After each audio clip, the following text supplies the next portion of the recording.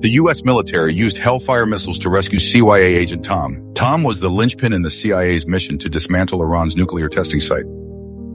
Disguised as a maintenance worker, he infiltrated the facility's perimeter. From a maintenance shaft, he waited for the perfect moment when the guard's vigilance wavered to patch a hacking device into the communication lines.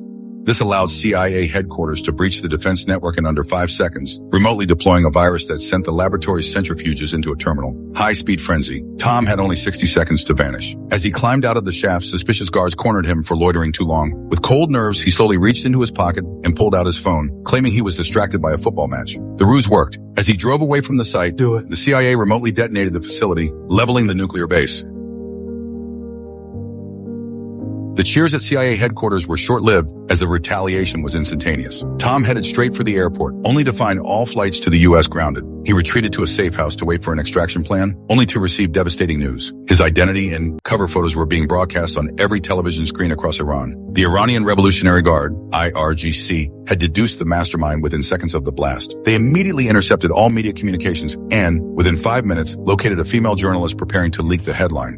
They stormed her apartment, hauling her away in her own bedding. Through her intelligence, they confirmed Tom as the operative and launched a citywide manhunt. Forced to flee with his translator, Mo, Tom soon found himself swarmed by an Iranian mob in the downtown district, despite having the overhead eye-in-the-sky view from U.S. drones. He rammed through the crowd, but the maneuver alerted the IRGC, who intercepted his vehicle.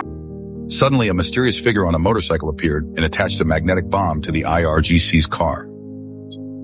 In the ensuing chaos, Tom escaped. The IRGC assumed the motorcyclist was Tom's backup, but he was actually a Pakistani version of 007, the ISY's elite agent, Kahil. The Pakistanis were even more desperate than the Iranians to capture the spy. After making contact with his handler, Tom's extraction was set. He had to cross the Iranian border and reach Kandahar, 400 kilometers away, to intercept a passing U.S. transport plane. He intentionally cut his headlights and waited for nightfall, using GP-NVG 18 panoramic night vision goggles to turn the pitch-black desert into day. He believed he had finally shaken his pursuers. However, while opening the window for fresh air, he looked up to find an Iranian attack helicopter hovering right beside him. The pilot was also equipped with night vision. The enemy targeted his radiator. Tom activated his wipers as the car veered off the main road, eventually forcing him to abandon the vehicle and hide among massive rock formations. As the pilot circled the boulders, Tom hurled a grenade into the air. The flash momentarily blinded the pilot, allowing Tom to open fire on the cockpit. The chopper was brought down with surgical precision.